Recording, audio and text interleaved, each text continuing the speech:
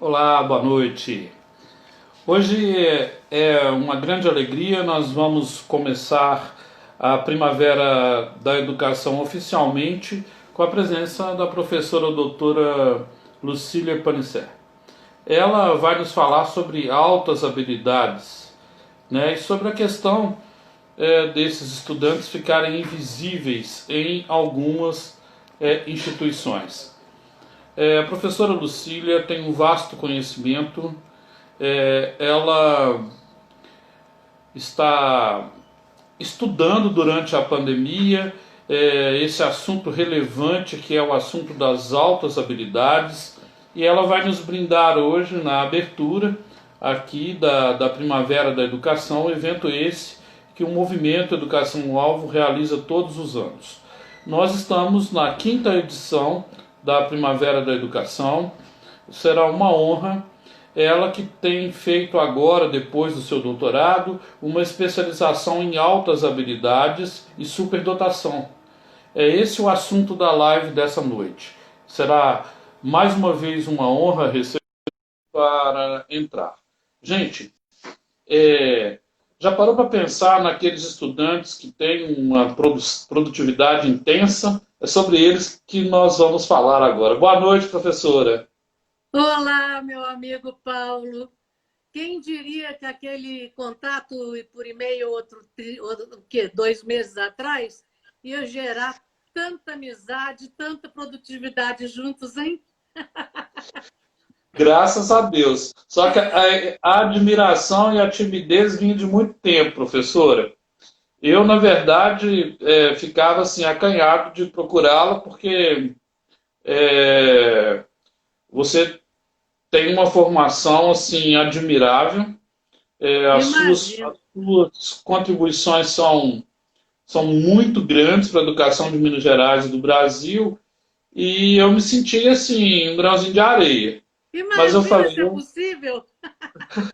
Aí eu falei assim, ó, vou ousar, né? Ousar no curso. O Donizete foi um encorajador, professor É. Donizete, diretor ali da escola do Colégio Maria Clara Machado. E quando ele falou, vai que a gente boa, eu falei, ah, então vamos embora, vou tomar coragem. Ô, Paulo, somos todos grãos de areia no universo. E é isso que dá a praia, né?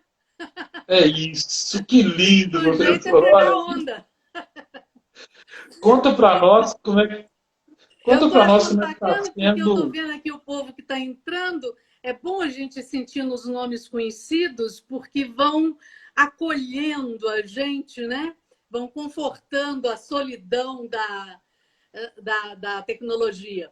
E aí, um grande beijo para todo mundo que está aqui hoje conosco.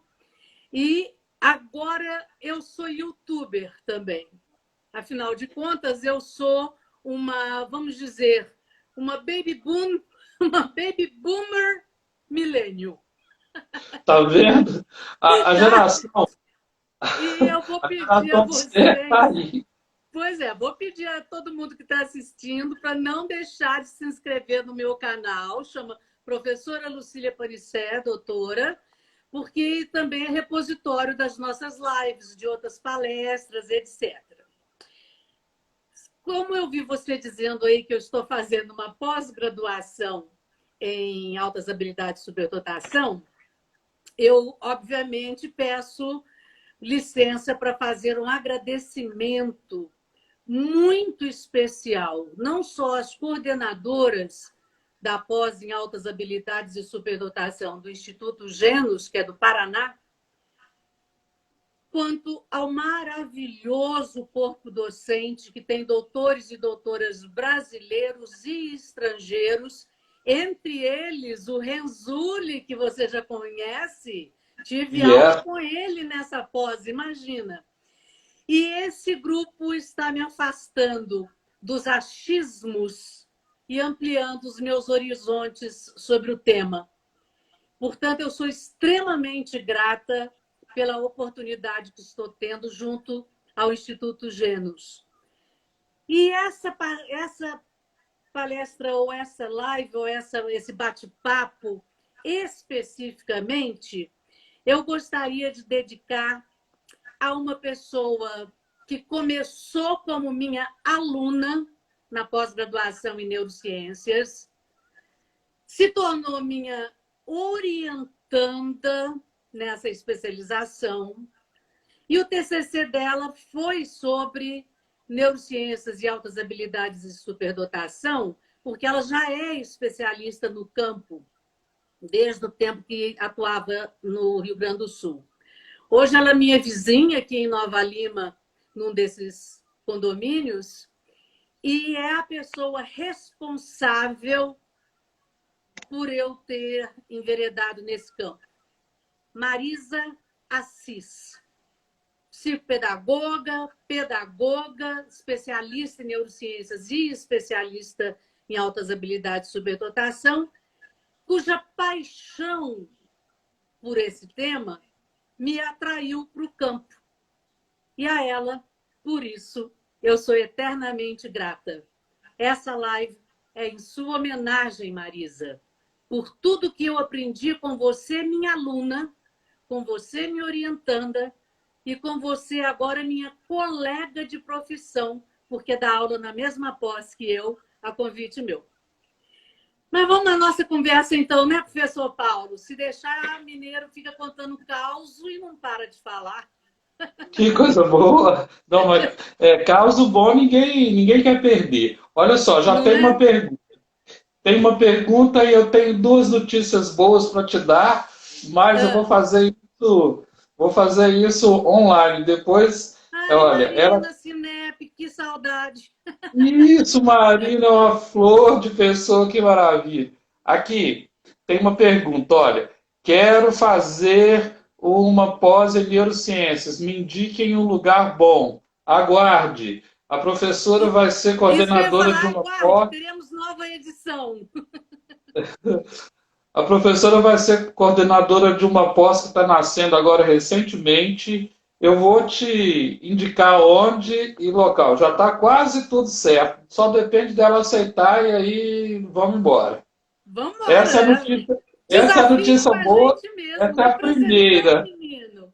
Célia Godoy, minha companheira de palestra pelo Brasil todo. Ai, que lindo! Gente, eu estou arrepiada Pois de é. ver as pessoas. Sabe o que é isso? É a primavera. A gente semeia durante a vida. Muitas vezes no inverno ficamos preocupados se a semente brotou ou não. E a semente está brotando. Você que quer a pós-graduação já vai ter, com a professora Lucide, se ela concordar ser a nossa coordenadora, já está tudo pronto. E, Opa! e, e depois eu vou falar com ela outra notícia para não dar problema aqui. Mas nós vamos organizar um livro sobre inclusão. Ai, que delícia! Bom demais. Então, quem desejar escrever nesse livro já está sendo gestado para julho do ano que vem. Bom demais. Fantástico. Uma parceria Fantástico. da Crescente com a sua empresa. Professora, fale o nome da sua empresa, por onde você tem viajado pelo país, dando palestra, quando o período é normal, né? Quando o período é normal, exato. Quando ele é anormal, e eu espero que ele não volte para o normal e nem seja um novo normal, que ele seja mesmo diferente quando isso tudo acabar. Nesse caso, entram as lives, entram palestras, não só pela própria a prática do conhecimento, que é a nossa consultoria, como também a prática do conhecimento sendo contratadas por outros grupos. A Ferraz Eventos ontem mesmo fez um contato para eu fazer uma palestra para o Piauí, para um time do Piauí.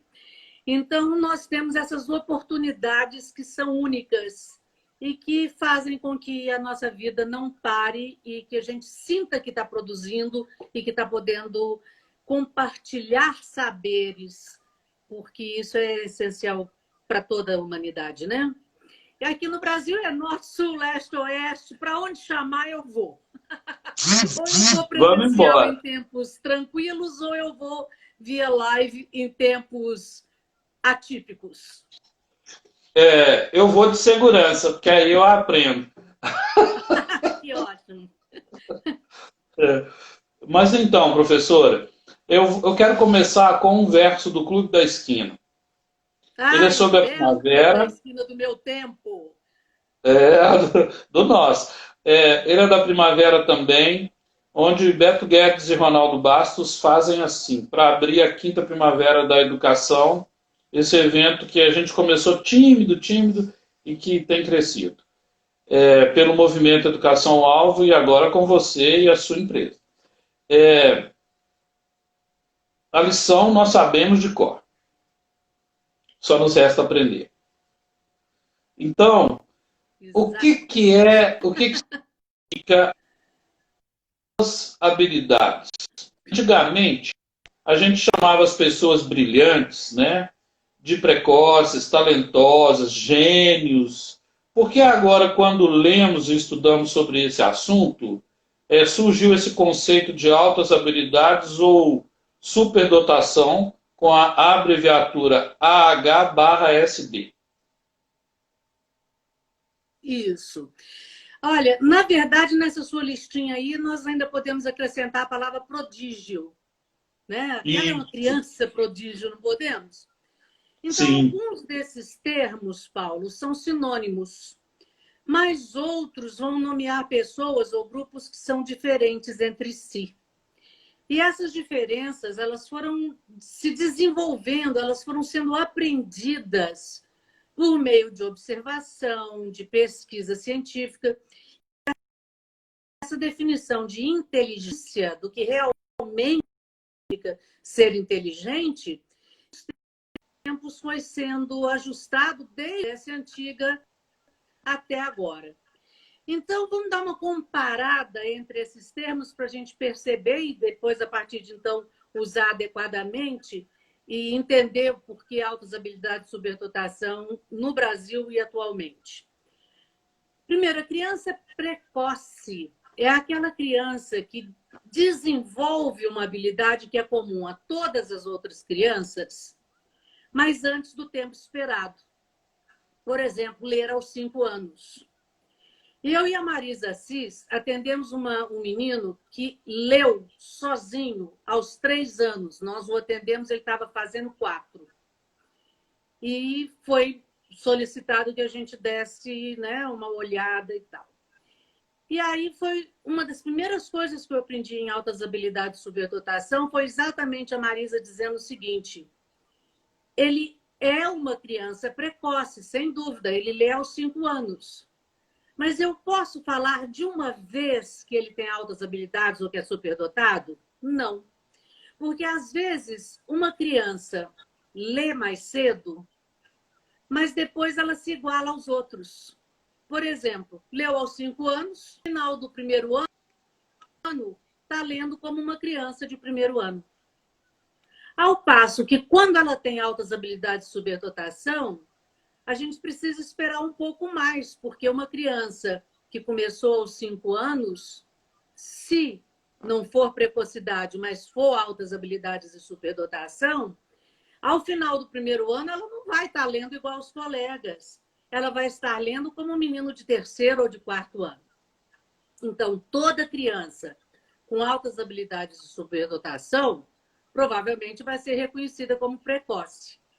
Mas só será considerado superdotado se essa dita precocidade permanecer e for sustentada. A criança prodígio, que foi aquela que eu acrescentei aí na sua listinha, é uma que tem, quando criança, o desenvolvimento de um especialista adulto naquela área dela. Por exemplo, uma criança que toca e compõe maravilhosamente aos 8 anos. Quando ela tem 8 anos, a gente vai dizer, nossa, que prodígio, não é? Mas acontece que tem um detalhe, é que na medida em que essa criança prodígio, que aos 8 anos toca e se torna diferenciada, porque faz coisas que uma de 8 anos não faria, à medida que essa criança vai virando um adolescente ou vai virando um adulto, o que vai acontecer? Ela vai deixar de ser prodígio. Ela vai ser um adulto de excelente desempenho, de excelente performance, né? Então, muitas crianças prodígio têm altas habilidades, mas nem todas. A gente às vezes chamava o pessoal de gênio. Nossa, mas ele é um gênio porque ele faz isso. Quanto ao gênio, tem uma curiosidade interessante. A maioria dos gênios está morta, você já notou? Os gênios são Sim, reconhecidos por suas invenções e suas descobertas que têm uma grande importância para a humanidade. Então, se eu perguntar para você, ou se eu perguntar para alguém dos Estados Unidos, ou para alguém da África do Sul, me diz o nome de um gênio, essa pessoa provavelmente vai dizer alguém como Thomas Edison, Einstein, Madame Curie, a filha dela. Esses gênios se prepararam muito na sua área, desafiaram os conhecimentos do seu campo naquele tempo, e detalhe, eram adultos, não eram nem precoces nem gênios.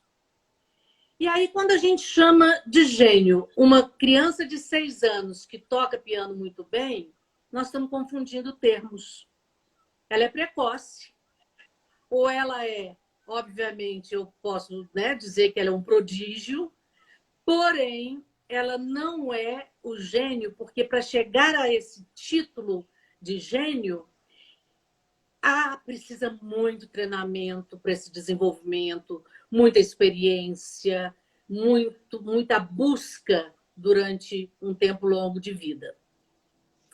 Agora, quanto a esses outros termos, o talentosas, o gifted em inglês, ou, vamos dizer, em Portugal, que se usa dotação, alta dotação e altamente dotados, no México, que se diz sobresaliente, ou aqui no Brasil, que se diz altas habilidades e superdotação, existe uma visão científica e existe uma visão popular. Então, o público, geralmente, considera talentoso quem é bom no campo das artes. E superdotado quem é bom, vamos dizer, lá na capacidade linguística, lógico-matemática, no cientista. Né? Só que, no decorrer dessa história toda, nós chegamos à teoria do Howard Gardner, das inteligências múltiplas. E é exatamente aqui, a partir do Gardner, que nós começamos a ver altas habilidades de superdotação, não com aquele foco antigo do QI, que é todo dirigido para a habilidade linguística, lógico-matemática, única e exclusivamente, mas com a possibilidade de serem envolvidos vários campos do saber e também com a possibilidade de aspectos biopsicossociais estarem sendo demonstrados ali.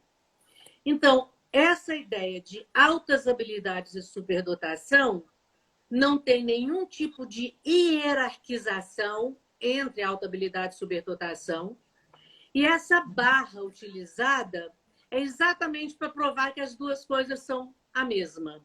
São dois lados de uma mesma moeda. Haviam regiões do Brasil que usavam mais o superdotado, outras regiões que usavam mais o altas habilidades, mas nós temos um decreto, o decreto 7611 do ano de 2011, que é aquele que fala de educação especial e atendimento educacional especializado, e no decreto, em que é muito claro que os direitos são das pessoas com deficiência, com transtornos globais e com altas habilidades ou superdotação, em função disso, foi adotado como nomenclatura oficial no Brasil o AH/SD, indicando as pessoas que se destacam do seu grupo para determinada idade, etc. Certo? nós temos uma pergunta do Paulo Rogedo, nosso coautor no livro Educação Semeadora. Isso, meu Normalmente, colega. isso, normalmente estão associados com autismo? Não, podem ser confundidos com. Até eu tinha pensado em falar isso, quando a gente vê as características de altas habilidades e compara as características com transtornos do espectro autista de alto funcionamento, né? Principalmente o Asperger, ou com TDAH, ou com transtorno opositor desafiante, a gente pode perceber que muitas dessas características se assemelham, o que significa que alguns desses diagnósticos podem estar sendo confundidos com a superdotação. O que não invalida o fato de que uma pessoa que tenha TDAH, ou TOD, ou transtorno do espectro autista, não deixe de ter altas habilidades. Pode ser uma junto com a outra, mas podem ser, sim, confundidos. Tá? Acaba de entrar a Marisa Assis, que é a pessoa para quem esta live está sendo dedicada, a minha inspiradora em altas habilidades e superdotação. Obrigada, Marisa. Eternamente grata. Marisa, 2 convites. Para você fazer uma live comigo e outra para o canal da professora Lucília. Dá seu jeito, hein, Marisa? Mas Vai ser um entrou prazer. também. Quero agradecer a Jaqueline Cacheta, que fez a pergunta também sobre autismo. Eu quero marcar a presença aqui de uma pessoa que, para mim, é uma das educadoras mais corajosas desse país. A Adriana, que entrou aí. Ela dá aula no Morro do Jacarezinho, no Rio de Janeiro. Ai, que E por, espetáculo. e por muitas vezes a Adriana parou trocas de tiros no Rio de Janeiro. Eu me lembro disso. Eu já fui lá várias vezes na instituição onde ela é coordenadora. Ela acolhe as crianças do Morro do Jacarezinho como ninguém. Ela faz com que esses jovens que não têm recursos econômicos sejam vistos como cidadãos. Olha, falando eu aí, é carioca mesmo. Essa é uma das mulheres educadoras que eu mais admiro durante a minha vida profissional. Eu já vi a Adriana parar tiroteio, eu já vi. A Adriana é uma figura. Eu sou um admirador dela. Adriana, um beijo profundo e a todos da comunidade salesiana onde você trabalha. Você é uma das pessoas mais admiráveis que eu conheço nesse mundo. Adriana, muita honra. Obrigada por estar aqui conosco. Essa Olha só, eu energia de fiquei, gente assim é essencial. fiquei emocionado aqui, porque a Adriana é uma pessoa que essa é papo reto. E é Que ótimo. flamenguista. Eu falo, né? Que Todo mundo tem ótimo. problema, é flamenguista, né? Eu sou fluminense, então Ah, você é fluminense? Eu também. Só que eu tenho lá no carteira do Rio. Clube Flamengo, porque todos aqui em Isso. casa são Flamengo. Em termos de conceituação, professora, sobre quem é uma pessoa com altas habilidades ou superdotação, né? Uhum. Uma teoria atualmente aceita por vários autores é a teoria dos 3 anéis, do Renzulli. Você pode explicá-la? Olha, primeiro que tudo, você não imagina a minha alegria quando eu descobri no currículo que um dos meus professores ia ser o próprio Renzulli. Uau! Uau! E foi. Foi uma beleza. Esse é um dos motivos pelos quais eu escolhi o material dele para trabalhar no nosso livro. Mas, basicamente, o Renzulli, que para nós que trabalhamos com isso, é um papa no assunto, define a pessoa com altas habilidades e superdotação através de uma teoria chamada 3 anéis de Renzulli. Ele identificou 3 comportamentos, porque, claro, como é que eu vou dizer que a pessoa tem a característica? Pelo comportamento dela, né?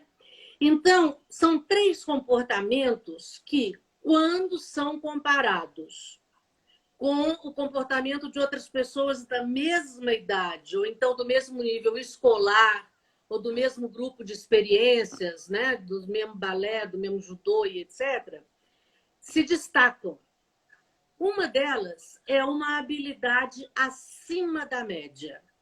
É um desempenho, ou então potencial para esse desempenho, que seja superior em uma ou mais áreas, e aí nós voltamos ao Howard Gardner, em umas ou mais áreas das múltiplas inteligências, portanto, na área interpessoal, intrapessoal, naturalista e artística e etc. E não somente naquela que é tão privilegiada pela Escola de Linguística, Lógica e Matemática. Tá? O outro anel do Renzulli, aliás, deixa eu só fazer uma coisinha aqui.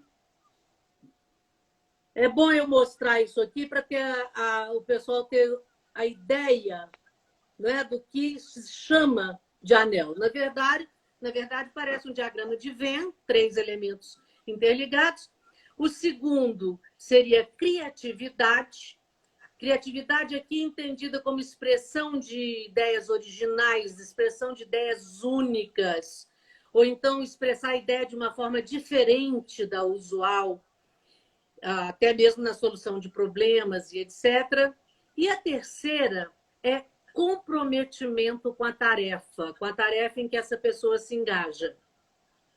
Nesse comprometimento com a tarefa, a gente observa uma demonstração de perseverança, de dedicação, de resistência, de empregar muito tempo e esforço para o trabalho naquela área de interesse, mas aqui existe uma coisa diferente daquela ideia de motivação, porque quando a gente fala nisso, né, perseverança, dedicação, resistência, tempo e esforço, você pode pensar assim, mas isso não é motivação?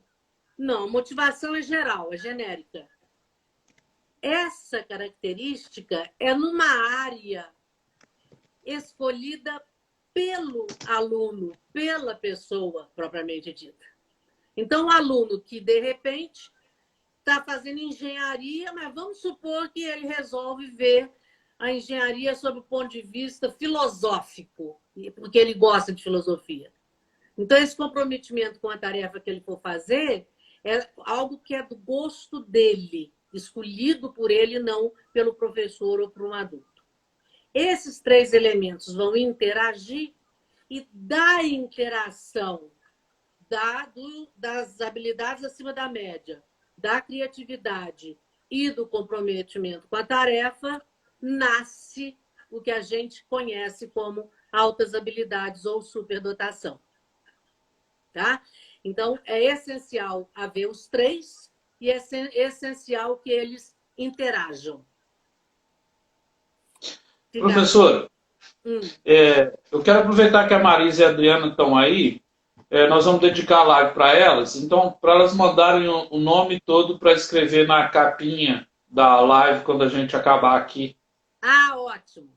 Excelente. Tá? Excelente. Seja aqui, seja no YouTube, tá? Vai ser dedicado para elas. Olha Tá? que lindo. Não, bacana demais. Valeu. Muito bom, né? Então, qual é a origem, né? Assim, quer dizer de onde vêm os comportamentos identificados como altas habilidades ou superdotação? Ou seja, por exemplo, o Beethoven, né? Como que uma pessoa daquela consegue compor, né? Você deu uma congeladinha. E chegar naquele nível que ele chegou, assim, não, é porque eu parei mesmo. Ótimo. Ô, Paulo, olha, é mito a gente achar que alguém, para ser alguém com altas habilidades de superdotação, terá apenas uma herança genética, tá? Você vai ter uma pessoa que tem, sim, uma carga genética, como tudo no corpo humano, sem dúvida, mas uma parte disso é ambiental. Então, o que nós vamos ter é um grupo de aspectos neurobiológicos de funcionamento mental dessa pessoa, mas também o contexto social, a interação com o meio, a influência da família, da escola e etc., para desenvolver altas habilidades de superdotação. E aí, o que acontece? Nessa hora, a gente tem que ficar muito alerta da importância que as famílias e as escolas têm nesse estímulo. Porque nós não vamos pensar que a falta do estímulo será sob o ponto de vista de classe social. Não, vamos pensar o seguinte: se a escola está preparada para dar esse estímulo que favorece a manifestação das características, então você vai receber a criança com a carga genética e ela vai ter a possibilidade de se desenvolver no ambiente familiar e no ambiente escolar. Nós sabemos que muitas vezes a família não está nem preparada para isso. Então, a escola pode orientar a família e, ao mesmo tempo, cumprir o seu papel social de desenvolvimento global dessas pessoas. Nossa, isso é muito interessante. Por exemplo, eu vou te falar de uma prática minha. No início da carreira, depois graças a Deus, eu fui me capacitando. Eu acho que formação continuada é por isso. É essencial. Os alunos com altas habilidades, eles acabavam as tarefas de história com uma extrema rapidez. Uhum. Assim, no chão da sala de aula. Aí, com eles, a gente tem que ter... A coordenadora, na época, me disse: você tem que ter um plano B, porque ele vai acabar rápido, e aí você já prepara um outro exercício para ele fazer, porque, caso contrário, ele fica ansioso. Tá? Uhum.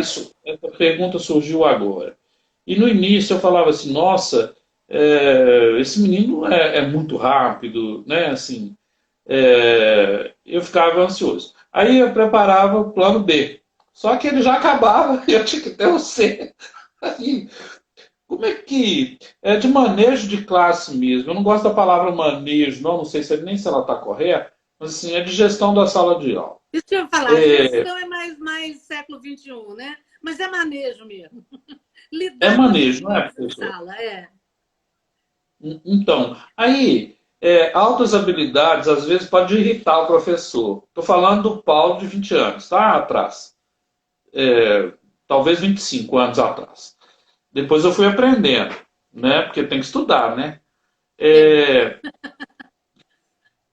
Há mais de um tipo de altas habilidades e superdotação, professor? Sim.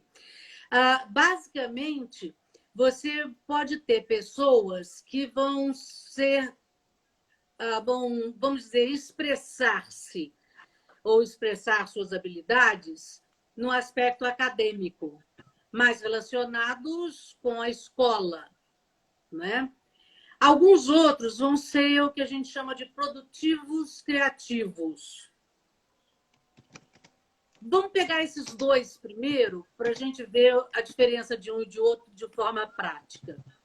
Um músico que é um excelente tocador de violão clássico, passou por um conservatório e etc., ele é alguém com altas habilidades acadêmicas. Ele aprendeu a tocar daquela forma em excelência. Já um músico que compõe sem ter estudado música, sem ter frequentado um conservatório, vai ser da turma produtiva criativa. Tá? Agora, essas são divisões únicas e exclusivamente para efeito de compreender as características. Além do mais, eu posso ter comportamento misto. Eu posso ter uma pessoa acadêmica que também é criativa, produtiva, não é? E podemos acrescentar ainda, isso tem muito a ver com os documentos do MEC em relação a altas habilidades, que seja também alguém com uma capacidade de liderança grande, portanto, alguém que seria um tipo social, com alguém que seja de um tipo psicomotor. Os atletas são, né, pessoas fora do comum em velocidade, agilidade, resistência, coordenação motora e etc. E gente com talento especial, que são aqueles ligados às artes plásticas, musicais, dramáticas, literárias, técnicas e assim por diante. Então, nós temos pessoas que se expressam ou que expressam a sua superdotação em vários campos, né? Vamos dizer que sejam campos determinados de interesse, ou então pessoas que são mistas. E isso faz cair por terra outro mito, porque a gente acha que a pessoa superdotada ela é boa em tudo. Não necessariamente. Na visão moderna, ela é boa em uma ou mais áreas, mas ela pode ter uma performance de excelência numa área determinada do seu interesse. Tá? Eu quero registrar a presença também da Giovana Caldeira, que entrou agora. Ela é uma educadora aqui de Belo Horizonte, que vai estar com você no Mulheres Educadoras. Uhum. Ela é uma gestora de uma grande instituição aqui da cidade e ela é admirável naquilo que ela faz, sobretudo com relação à formação continuada. Maravilha. Eu estou percebendo, eu vi ali entrar também a Elisa Galo, professora de inglês da UFMG, minha amiga, professora de inglês, porque eu também basicamente sou isso, né? Primeiro que tudo, eu sou professora de inglês. E a Elisa, há muito tempo não vejo pessoalmente, mas estamos juntas nas redes e fico muito feliz de vê-la chegando aqui também. Muito legal isso, né? Aqui a gente está se encontrando, né? Acabou que é um. Acabou que é um. Mais do que na vida lá fora.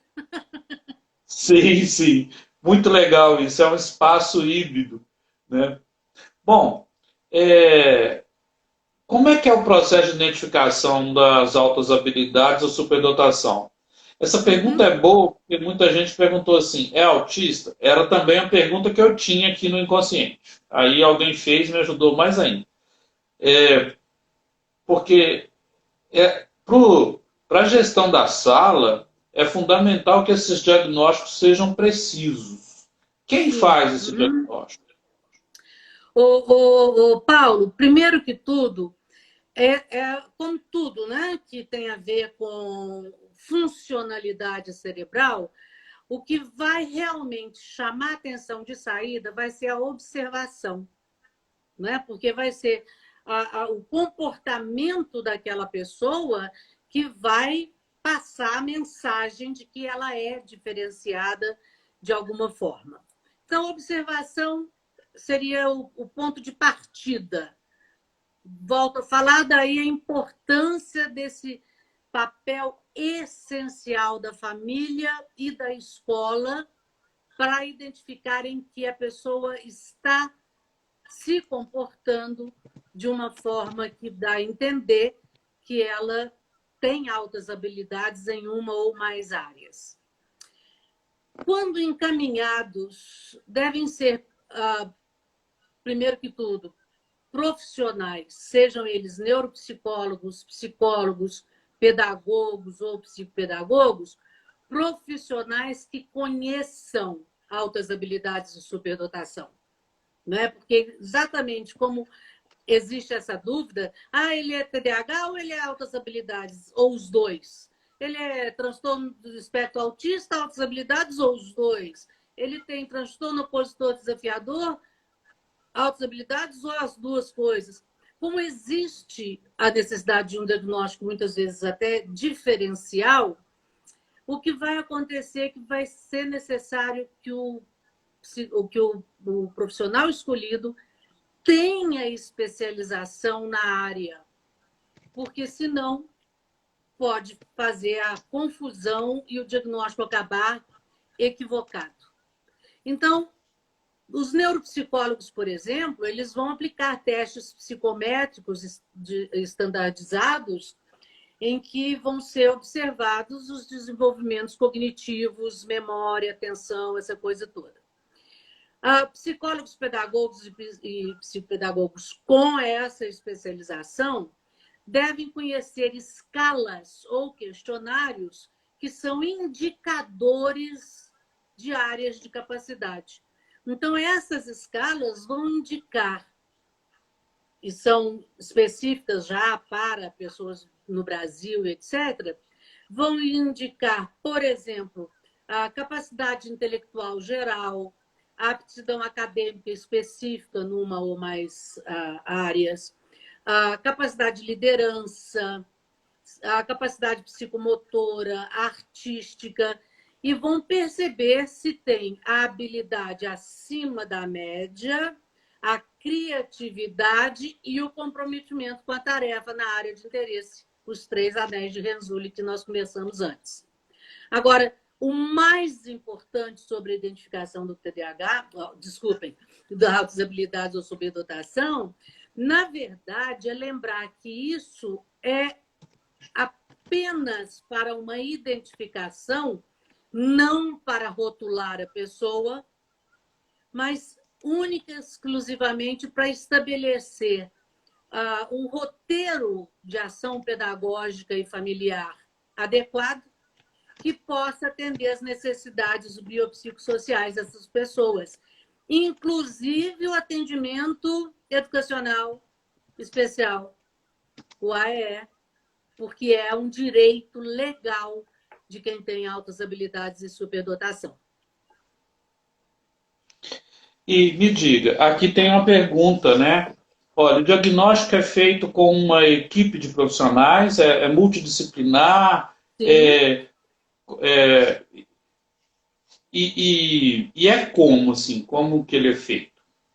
Então, essas características, sempre elas vão ser feitas, seja pelos testes psicométricos ou pelas escalas que vão indicar as capacidades nas várias áreas abordadas, elas sempre vão buscar o olhar para aquela pessoa, tá? Por quê? Nós estamos trabalhando com funcionalidade neuronal.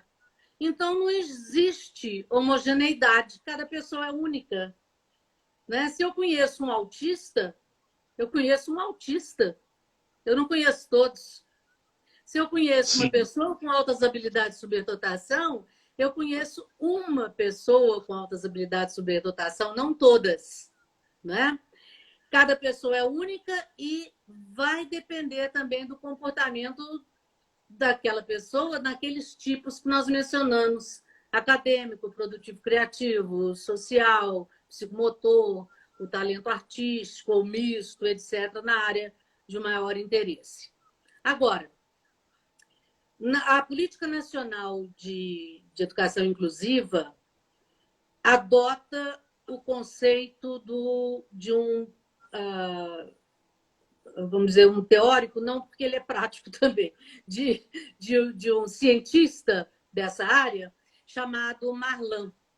E a definição básica seria: são pessoas com altas habilidades e superdotação, aquelas que apresentam um desempenho acima da média ou potencialidade. E isso é interessante, porque não basta ver o resultado, às vezes ele tem um potencial, não teve, foi a oportunidade de mostrar o desempenho, né?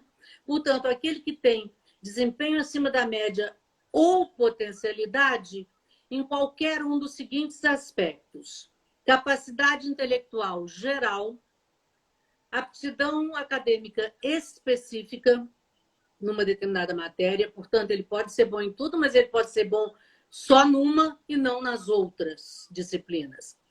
Um pensamento criativo e produtivo, capacidade de liderança, talento especial para artes, capacidade psicomotora, e esses elementos se tornariam sinais de alerta para a gente perceber que, se isso está aparecendo, vale a pena ir além.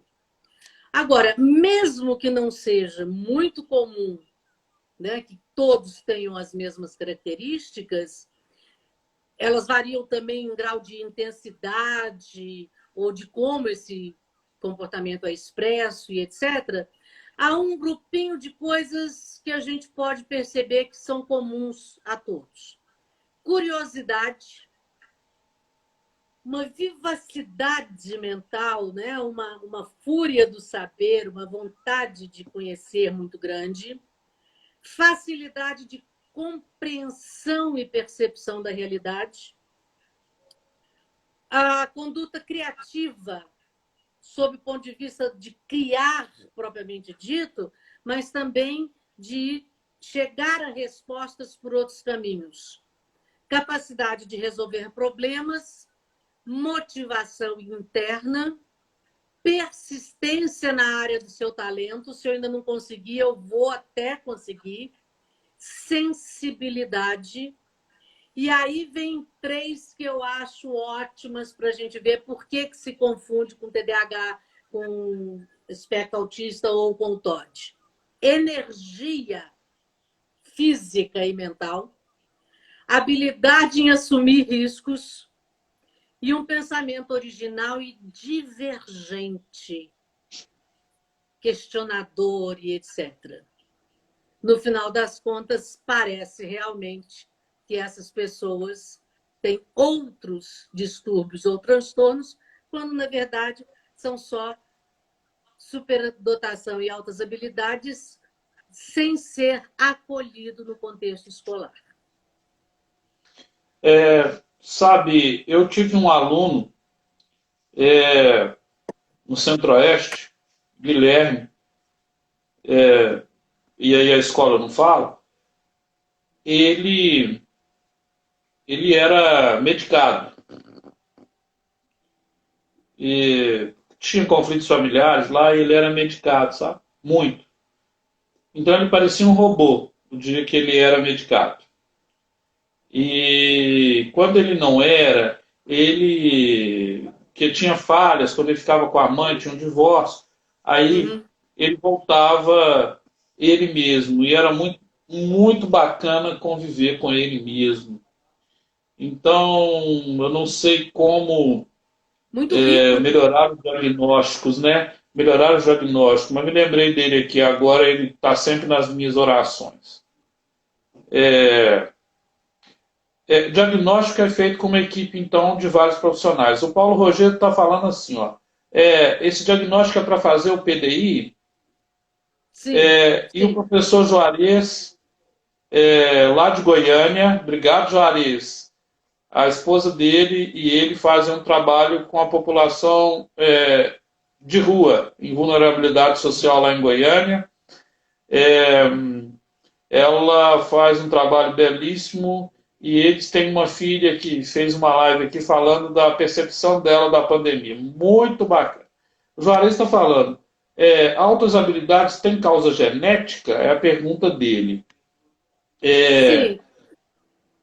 Tem carga genética, eu diria. Não causa mais carga, né? Só que essa carga genética será bem manifestada ou não no ambiente de estímulos apropriados. Portanto, quando falou aí do trabalho de rua, eu fiquei pensando aqui enquanto você falava, imagina quantos talentos desperdiçados porque vieram ao mundo com a carga genética, mas não tiveram as oportunidades dos estímulos sociais. É duro a gente pensar isso, né? Muito. Por quê? O tema da live é altas habilidades, superdotação, da invisibilidade ao acolhimento. De repente, é possível que quem está fazendo diagnóstico não consiga ver, né? É uma coisa que veio aqui agora. Porque o termo invisibilidade é complexo, né? Por que ele é usado nesse contexto? Agora, antes da gente continuar, vamos só fazer uma troca.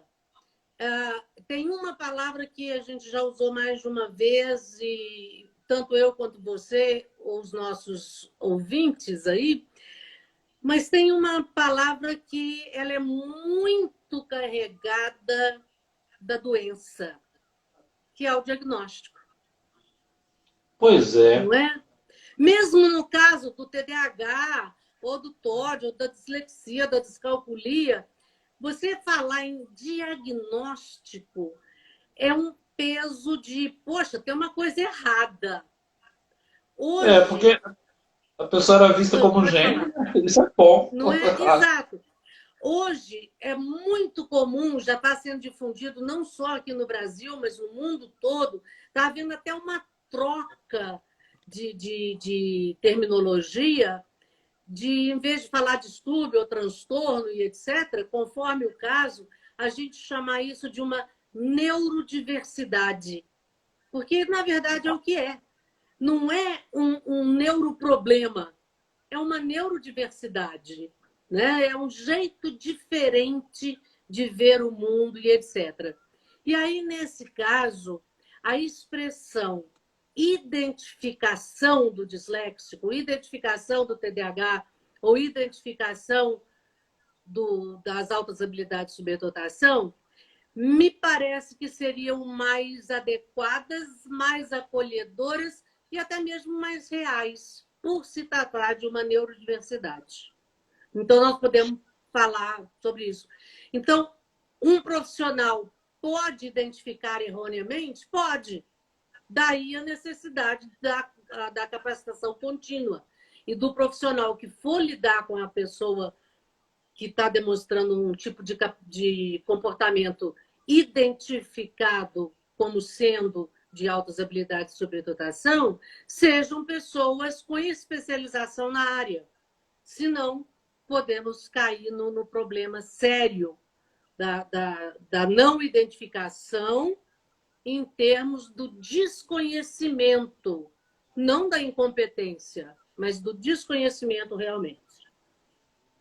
Mas você estava me perguntando sobre a invisibilidade. E o acolhimento, né? Do nosso título, né? Uma das minhas professoras, na verdade, foi a primeira, a doutora Susana Pérez, do Uruguai, fantástica. Ela usou um termo muito interessante. Ela dizia que é como se as crianças ou os adolescentes com altas habilidades de superdotação fossem verdadeiros Gasparzinhos. Aquele do Gasparzinho fantasma camarada. Sim. Porque eles estão lá, mas nem todos veem. Então, a invisibilidade nesse contexto vai por aí. É como se a escola achasse que tirar... Não que ela ache. É como se achasse que tirar uma nota boa não seja mais nada do que obrigação. Então, o aluno está tirando 10, 10, 10, 10, 10 e eu ainda bem, não fez mais que obrigação.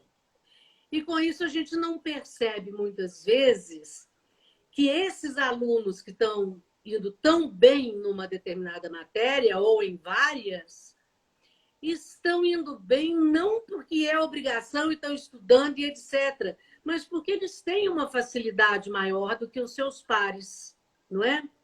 E isso vai fazer com que caia um mito, um dos grandes mitos da autodesabilidade e superdotação, e que se tornou crença de professores e educadores, a ideia de que as questões linguísticas e lógico-matemáticas têm mais valor do que criatividade, história, geografia e etc. Então, nesse momento, nós precisamos pensar que a mudança mais fundamental nessa nova visão de altas habilidades de superdotação, eu estou chamando nova, assim, nova porque está aparecendo, mas já é de muitas décadas de pesquisa. Tirar da ideia isso de que o aluno, para ter altas habilidades de superdotação, ele precisa ser bom em tudo, né? Aliás, uma surpresa. Muitas vezes pode acontecer até o que a gente tecnicamente chama de dupla excepcionalidade. O que significa que um aluno com altas habilidades de superdotação pode ser bom em tudo, ou pode ser bom em apenas uma disciplina, ou aí vem a dupla excepcionalidade. Pode ser excelente no seu tema de interesse, porém ele pode ter um déficit ou uma dificuldade de aprendizagem em outro campo, inclusive ele pode ser disléxico, ele pode ter TDAH e coisas do gênero. Então, isso tem que mudar e essa visibilidade do aluno com altas habilidades de superdotação, não como o bom geral, o sabe-chão, né? O sabe-tudo, o que não precisa estudar e etc. Mas como pessoas com características, novamente, de neurodiversidade, que dão a elas uma capacidade cognitiva e uma capacidade criativa, uma ou outra ou ambas, diferenciada aos seus pares do mesmo grupo, da mesma idade, essa coisa toda.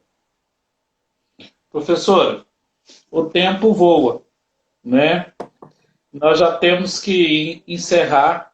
E como os IPs, né, você tem amarelos e eu tenho brancos, eu acho que é preciso que você floresça com mais uma outra live para responder pelo menos a pergunta do Juarez e tantas outras que estão aqui. Olha lá. Como o professor pode identificar indícios de altas habilidades nos alunos na sala de aula? Sim. E nós temos a pergunta, a última, né? Que é... Eu acho que a última responde. Como acolher os alunos e alunas com altas habilidades e superdotação para torná-los visíveis? Eu acho que essa última responde ao como identificar, tá? Primeiramente, condição sine qua non, capacitando-se para entender o assunto. Por mais que a gente leia, por mais que a gente ouça falar, a gente precisa pegar firme mesmo em cursos e workshops e etc., para conhecer a fundo as características, os comportamentos e tal, e ter como identificar. A outra coisa, além disso, comparar as suas crenças com as constatações científicas da capacitação. Inclusive, aí destruir mitos, até mesmo de modelos estereotipados, como o de que o aluno de superdotação tem uma figura física de nerd, por exemplo, né? Que não tem nada a ver. Mas existem vários mitos na nossa sociedade e nós, professores, como membros normais da sociedade, embarcamos nele, que só a capacitação vai tirar. Outra coisa, a escola ter um projeto pedagógico elaborado de tal forma que sejam expressos os direitos e as ações para atender a demanda desse grupo. E, obviamente, entre as possibilidades de que demandas vão ser necessárias de ser atendidas, quem vai contar é a capacitação e o detalhe que eu posso ter ali legalmente amparada, o enriquecimento escolar, ou curricular, desculpem, a adaptação do currículo, a aceleração da série ou de matérias da série, ou combinação disso tudo. A Lei Educacional Brasileira prevê essa possibilidade. A LDB nos dá espaço para isso. E, para complementar, eu diria o seguinte: o professor só poderá identificar o comportamento do aluno se ele criar situações de aprendizagens com atividades que possam desenvolver o potencial de todos da sala. A partir daí, vai ficar mais fácil perceber quais alunos se destacam em relação ao grupo e quais fazem apenas aquilo que a gente está achando que seria natural para a idade ou para a faixa etária, né? Uma das ferramentas seria conhecer uma teoria chamada teoria triárquica, de um moço chamado Robert Sternberg. Tá? Ele prevê que existe a inteligência analítica, criativa e crítica e mostra o que pode ser feito para desenvolvimento de cada. E a outra é usar o modelo de enriquecimento escolar de Renzulli e Reis, tem uma Sarah Reis junto com ele nisso, que apresenta 3 tipos de atividades. Uma que todo mundo vai fazer... Sim. 15 segundos. Essa live está sendo dedicada a Adriana Thiago Costa e Marisa da Costa Assis. Isso. E aí o que acontece? Sobre isso, modelo de enriquecimento escolar